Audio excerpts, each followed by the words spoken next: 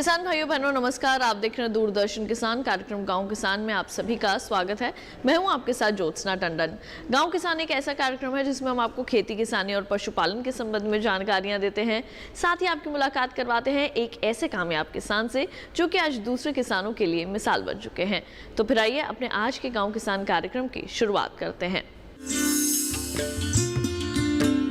आइए कार्यक्रम की शुरुआत करते हैं हमारे पहले सेगमेंट खेती किसानी से।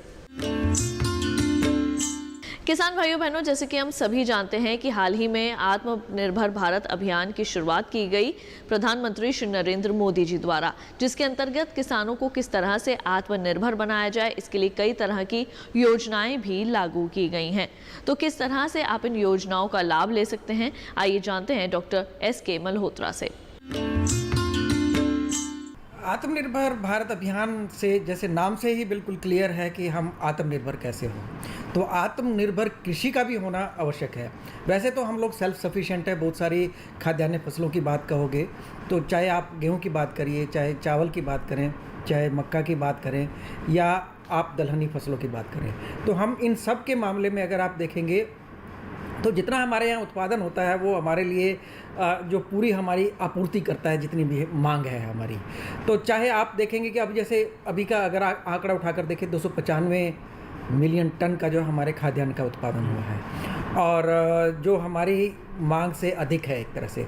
इसीलिए अधिक है तो हम लोग जैसे चावल हमारा अधिक उत्पादन होता है तो हम चावल को एक्सपोर्ट भी करते हैं।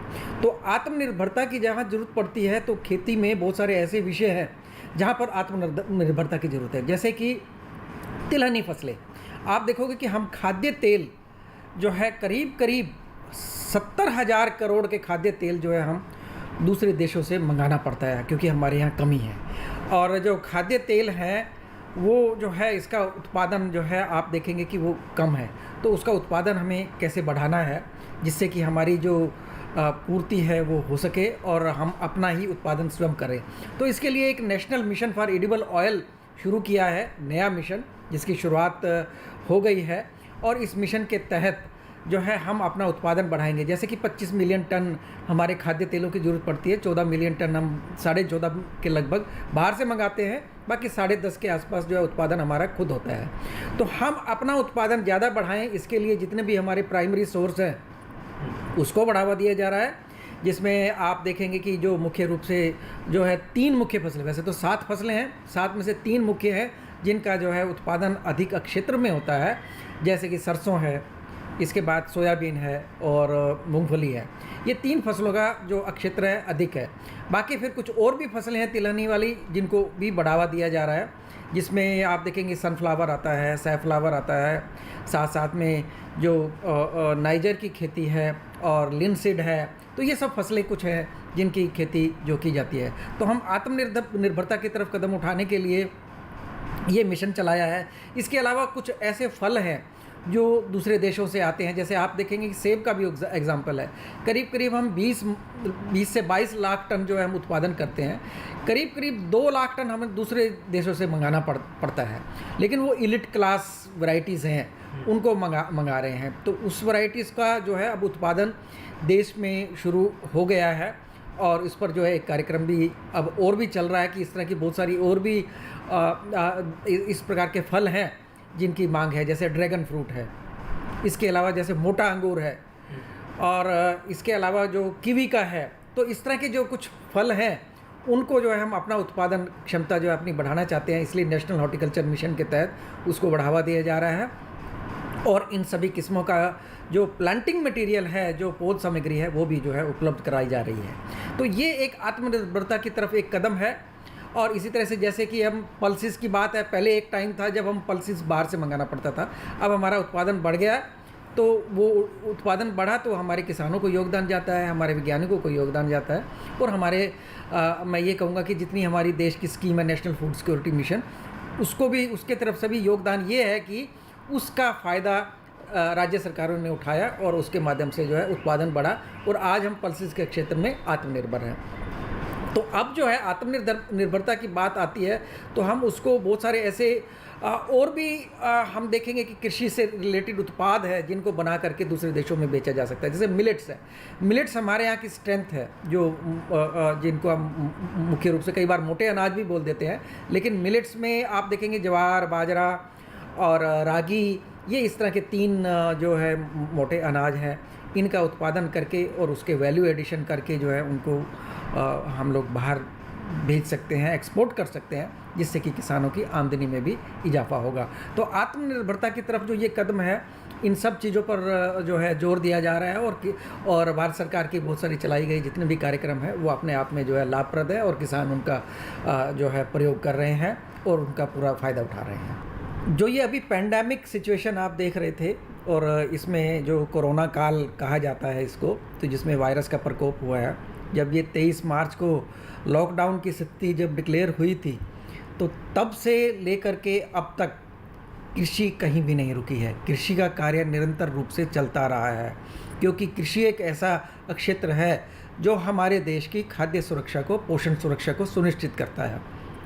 तो अभी मुझे याद है कि जब 23 मार्च के बाद से जैसे लॉकडाउन हुआ तो उसके बाद जो सब्जियों की आपूर्ति है, फलों की आपूर्ति है और जितने भी अनाज की आपूर्ति है वो उसमें कोई कमी ना आ पाए, इसीलिए उस टाइम में जितने भी ट्रांसपोर्ट में जितने भी ट्रक या कहीं अटके हुए थे उनको जो है कहाँ कोई भी राज्य उसको रोके नहीं और उनको जो है बिना किसी रोक टोक के सब जगह उसकी आवाजाही रहे, उसके लिए जो है निर्देश जारी कर दिए गए थे और 1600 मंडियों को भी खोल दिया गया था और मंडियों में जो एक मापदंड बनाए थे उनको फॉलो करके मंडियों में भी कार्य जो है शुरू हो गया था, जिसमें कि फल की मंडियां भी थी, सब्जियां की मंडियां भी थी और साथ साथ खाद्यान्न फसलों वाली भी थी।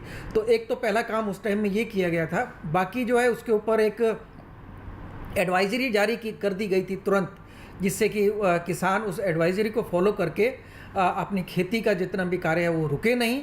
और उसके लिए आप देखेंगे समर सीज़न में भी इस बार करीब हमारा जो क्षेत्र था करीब 72 लाख हेक्टेयर एरिया में सोइंग हुई थी और जो पिछले साल के कंपैरिजन में अगर आप उसकी तुलना करेंगे तो करीब 15 लाख हेक्टेयर एरिया गर्मी के मौसम में जिन दिनों जो ये लॉकडाउन पीरियड था उस टाइम ज़्यादा सोइंग हुई। तो कृषि बिल्कुल भी नहीं रुकी, कृषि के कार्य चलते रहे और कंबाइन हार्वेस्टर मशीनरी इसका उपयोग ज़्यादा से ज़्यादा हुआ। जब कंबाइन हार्वेस्टर का उपयोग हुआ, जब फसल हमारी तैयार थी उसको कटाई के लिए, फिर उसके बाद जब बिजाई की बात आई तो मशीनरी का प्रयोग करके किसानों ने जल्दी से जल्दी अपने समय रहते जो है बिजाई की।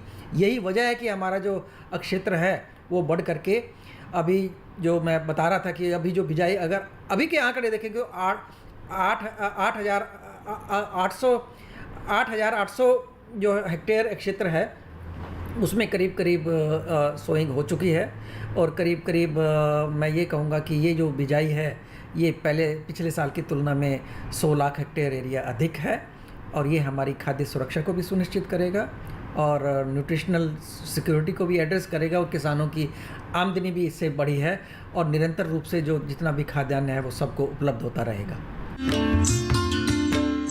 तो किसान भाइयों बहनों, अभी आपने देखा सेगमेंट खेती किसानी। इसके साथ ही कार्यक्रम गांव किसान में वक्त हो चला है एक छोटे से ब्रेक का। जल्द लौटेंगे वापस, कहीं मत जाइए, देखते रहिए दूरदर्शन किसान।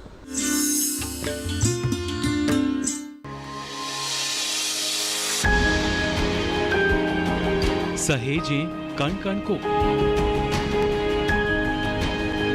सुंदर दे रूप रंग आकार, स्वस्थ जीवन रहे जमी पर, इंद्रधनुष हो साकार। देखिए प्रकृति की ओर, गुरुवार सुबह 9:30 पर। जानकारी जो किसानों के लिए हो लाभकारी, समस्याओं पर पड़ेगा समाधान भारी, कृषि की हर बात का ख्याल, कब कैसे की जाए बेहतर देखभाल, जानिए विशेषज्ञों के साथ। देखिए खेत खलिहान, सोमवार से शुक्रवार सुबह 7 बजे डीडी किसान पर।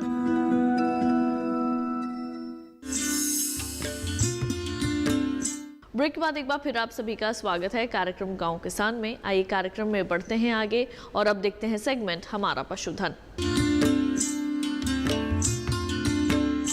किसान भाइयों बहनों, आत्मनिर्भर भारत अभियान के अंतर्गत पशुपालकों के लिए भी कुछ ऐसी योजनाएं लाई गई हैं जिससे कि उनको पशुपालन के क्षेत्र में लाभ हो सके, मदद मिल सके। अपने आज के इस सेगमेंट में हम आपको गीर गाय के पालन के संबंध में तमाम जानकारियां देंगे। तो आइए इन जानकारियों पर डालते हैं एक नज़र। गांव का घी खाया तो शहर से नाता टूट गया, शुरुआत वहां से हुई थी।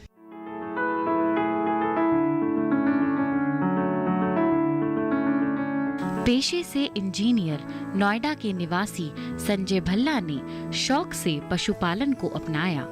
संजय भल्ला ने इंटरनेट के माध्यम से गिर गाय के पालन का चुनाव किया।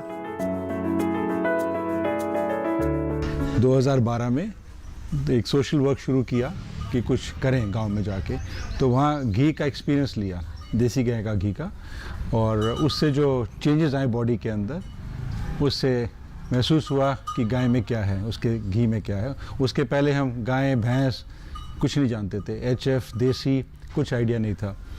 तो बस वहीं से जर्नी शुरू हुई और यहाँ तक पहुँचे हैं। और ये प्रोग्राम हमने यहाँ 2000 पहले गांव में 1 साल काम किया, उसके बाद 2013 में यहाँ शुरू किया था, अगस्त सितंबर में 2 गैया से।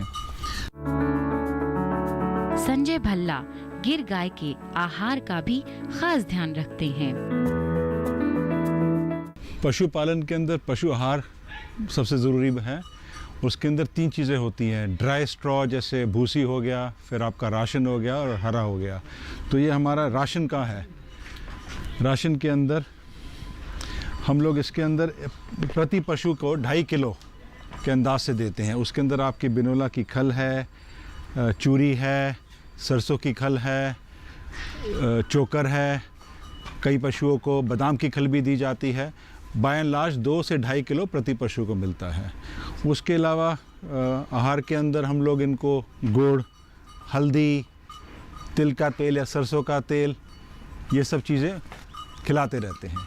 तो उससे वो खुश भी रहती हैं और हेल्दी भी रहती हैं, इम्यूनिटी भी बिल्ड होती हैं, तो बीमार कम होती। हरा चारा खेतों में से लाके इनको दिया जाता है। भूसी भी होती है, वो भी दी जाती है मिक्स करके। ऑर्गेनिक खानपान में विश्वास रखने वाले संजय भल्ला दूसरे किसानों को भी शुद्ध और देसी उत्पादों के लिए प्रेरित कर रहे हैं। तो अब स्टोरी दूध से बहुत आगे है। स्टोरी है ज़मीन की, स्टोरी है सस्टेनेबिलिटी की, स्टोरी है सॉइल हेल्थ की, और स्टोरी है नेशन के हेल्थ की भी, कि सॉइल हेल्थ से डायरेक्ट रिलेशन है नेशन की हेल्थ का। आप उसमें जो भी उगाएंगे, गाय का चारा उगाएंगे, सब्जी उगाएंगे, कुछ भी उगाएंगे, हर्ब्स उगाएंगे, फ्लोरिकल्चर करेंगे, हनी बीज भी उससे रिलेटेड है, क्योंकि वो भी पोलन और नेक्टर उसी का खाती है। वो ऑर्गेनिक होएगा, जैविक होएगा, तो वो जीवित रहेंगी। तो अब जो हमारी स्टोरी है, तो टोटल प्रोसेस जो है वो इंटीग्रल प्रोजेक्ट बन गया है। देसी गाय, इनका संवर्धन, बैलों से खेती, बी कीपिंग, पोल्ट्री। सो जो नई पीढ़ी के युवा हैं या पुरानी पीढ़ी के भी, हमारे जैसे युवा तो नहीं कह सकते, वो भी इस कार्य में आ सकते हैं। वो अपने instead of looking for jobs, industrial jobs as industrial workers और एज गार्ड्स, वो जाएं अपने गांव में वापस और इसका सेवा करें गाय की। बैलों से खेती करें। बैलों से खेती बहुत ज़रूरी है। बैल बचेगा, गाय बचेगी, तो सॉइल हेल्थ होएगा। सॉइल हेल्थ होएगा तो आप क्या, फूड न्यूट्रिटिव होएगा। और जो फूड, जैसे कहने की बातें नहीं है, जैसे कुछ भी आप इसमें, हमने अपना एक्सपीरियंस किया है, जो भी उगाएंगे इसके अंदर, उसकी विटामिन लेवल या प्रोटीन लेवल या मिनरल लेवल, उसकी जो भी चीज़ उगाते हैं वो हाई होंगी, एंड टॉक्सिक फ्री हो गया। तो एक तरफ से आप पेस्टिसाइड नहीं ले रहे, एक तरफ से आप न्यूट्रिटिव वैल्यू ज़्यादा दे रहे हैं, तो आप बीमार कम होंगे। गिर गाय के रखरखाव का भी खासा ध्यान रखा गया है। ये जो स्प्रे है, इसमें हम पानी के अंदर फॉगिंग मशीन से लेमन ग्रास और टी ट्री वगैरह डालते हैं। तो बेसिकली मच्छर, मक्खी पाँव पे डाल दिया, जैसे पाँव की जो बीमारी होती है वो नहीं होएगी, कीड़े नहीं लगेंगे, थन साफ रहेंगे। बेसिकली श्रृंगार कह दीजिए गाय का।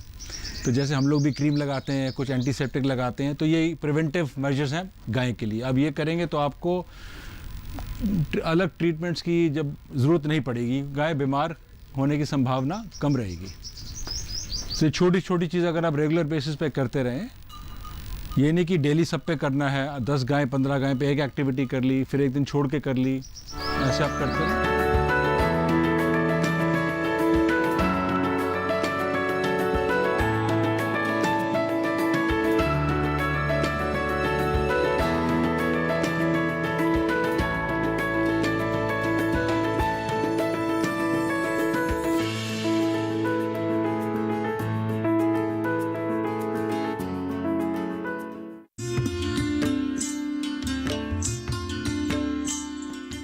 तो किसान भाइयों बहनों, अभी आपने जाना किस तरह से आप गिर गाय का पालन कर सकते हैं और इसके किस तरह के लाभ आपको जो है वो मिल सकते हैं।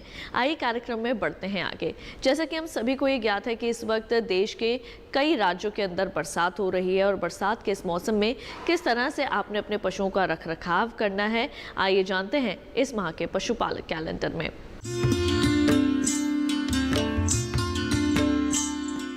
अगस्त माह में ध्यान देने वाली बातें।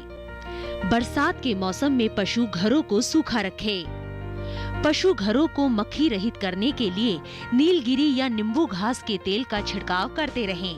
पशुओं को खनिज मिश्रण 30 से 40 ग्राम प्रतिदिन दें, जिससे पशु की दूध उत्पादन और शारीरिक क्षमता बनी रहे।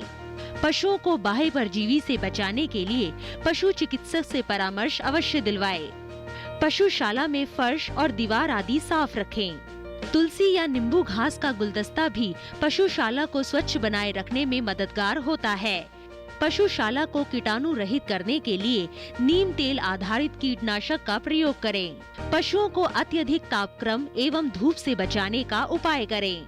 मुंह पका खुरपका रोग, गलघोटू रोग, ठप्पा रोग और फड़किया रोग आदि के टीके नहीं लगवाए हैं तो कृपया अभी टीके लगवा लें।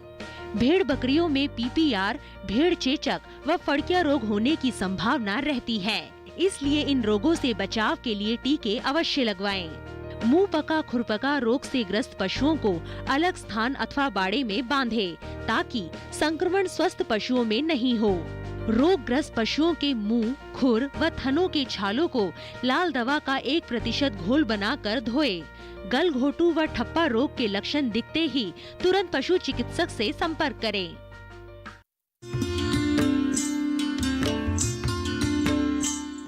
तो अभी आपने देखा इस माह का पशुपालक कैलेंडर। कार्यक्रम गांव किसान में वक्त हो चला है एक और छोटे से ब्रेक का।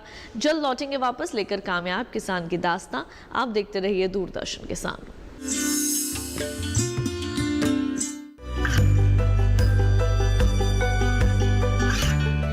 गांवों और पिछड़े क्षेत्रों में सरकारी योजनाओं की जानकारी पहुंचा। देश में कौशल और क्षमता विकास कर ग्रामीणों को सामाजिक बदलाव और विकास से जोड़ने की दूरदर्शन किसान की पहल चौपाल चर्चा देखें सोमवार से शुक्रवार सुबह 9 बजे। बीमारियों से कैसे बचेगी फसल, मवेशियों की मुश्किलों का क्या है हल, कहां से लाएं बीज, कितनी लगेगी खाद, किसानों के हर फोन का विशेषज्ञ देंगे जवाब। देखिए हेलो किसान लाइव सोमवार से शुक्रवार शाम 6 बजे।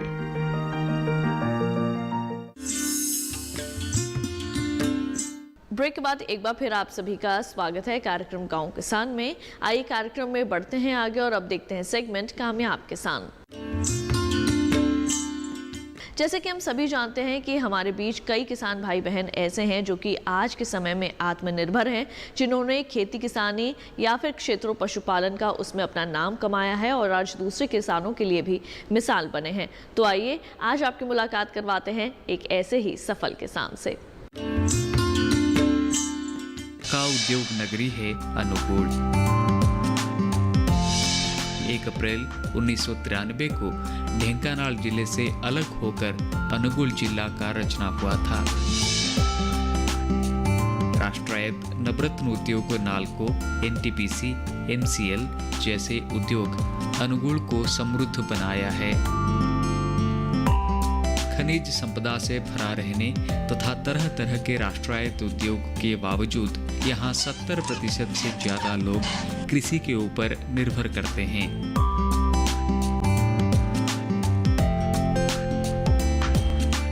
2011 जनगणना के मुताबिक अनुगुल जिले में 1930 से अधिक गांव हैं। सभी गांव के लोग कृषि को अपना आजीविका का साधन माना है। अनुगुल जिले में नदी व केनाल से सिंचाई का कोई प्रबंधन नहीं है, लेकिन डेरजंग बांध से लोगों को खेती की सुविधा मिलता है। बांध का पानी उपयोग करके लोग खरीफ और रबी दोनों मौसम में फसल उगाते हैं। खास करके बागवानी फसल के लिए यहाँ के लोग ज्यादा ध्यान देते हैं। वहीं अनुगुल जिले के एक छोटा सा गांव है कुसासिंघा। बोरपड़ ब्लॉक में स्थित यह गांव की एक महिला हैं वीणा पाणी राउत। आज वह जिला, राज्य तथा देश की एक चर्चित महिला बन गई हैं।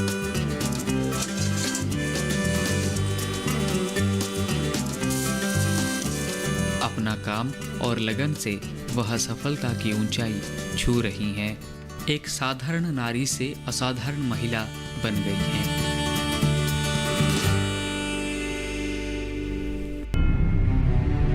वह अपने आप को संभाली, ठान ली कि कुछ करके दिखाएंगी।